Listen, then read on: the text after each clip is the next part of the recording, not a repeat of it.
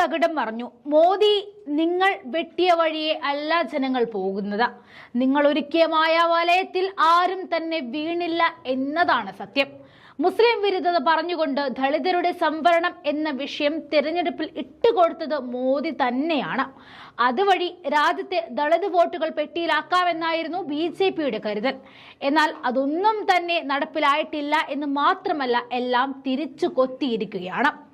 The wire report ചെയ്യുന്നത് പ്രകാരം 400 സീറ്റുകളുമായി പ്രധാനമന്ത്രി നരേന്ദ്രമോദി ഭരണം നിലനിർത്തിയാൽ തങ്ങൾക്ക് ലഭിച്ചു പോരുന്ന സംവരണം എടുത്തു കളയുമോ എന്ന വലിയ ഭയത്തിലാണ് ഹരിയാനയിലെ ദളിത് വിഭാഗങ്ങൾ.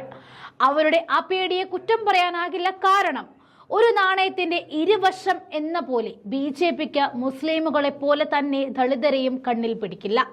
2014-ലെയും 2019-ലെയും വിജയം നിലനിർത്താൻ BJPക്ക് ദളിത് വോട്ടുകൾ അനിവാര്യമാണ്.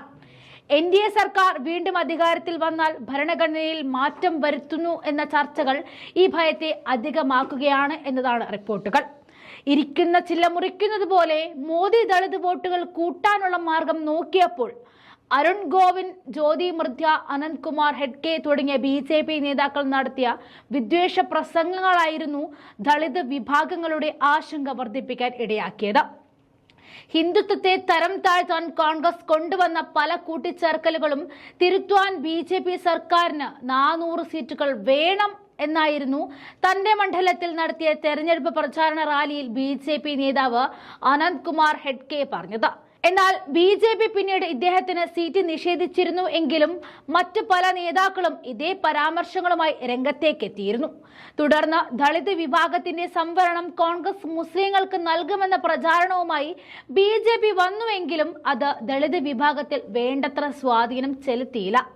ദളിത് വിഭാഗങ്ങളുടെ ആശങ്കകൾ അടിസ്ഥാനരഹിതമാണെന്നും മോദി പലകുറി ആവർത്തിച്ചുവെങ്കിലും ഹരിയാനയിലെ ദളിത് നേതാക്കൾ മോദിയുടെ വാക്കുകൾ വിശ്വാസത്തിൽ എടുത്തിട്ടുമില്ല. ഹരിയാനയിലെ പട്ടികജാതി പട്ടികവർഗ വിഭാഗങ്ങൾക്ക് ആനുകൂല്യങ്ങൾ വേണ്ടവിധം ലഭിക്കുന്നില്ല എന്ന് ഫത്തേഹാബാദിലെ വാത്മീകി കമ്മ്യൂണിസ്റ്റ് നേതാവായ ഷമ്മി റാഠി പറഞ്ഞു. വാത്മീകി, ധനക്കസ്, ബാസിഗറസ്, സനിസിസ്, ദോഹാസ് തുടങ്ങിയ പല പട്ടികവർഗ വിഭാഗങ്ങൾക്കും ഇപ്പോൾ നൽകുന്ന ആനുകൂല്യങ്ങൾ ലഭിക്കുന്നില്ല എന്നാണ് ഷമ്മി റാഠി പറഞ്ഞത്. ഹരിയാനയിലെ ബഹുഭൂരിപക്ഷവും പട്ടികജാതി പട്ടികവർഗ വിഭാഗമാണ്. ഈ വിഭാഗങ്ങൾ BJP ഭരണത്തെ ഭയപ്പെടുന്നതിന് നിരവധി കാരണങ്ങളുണ്ട്.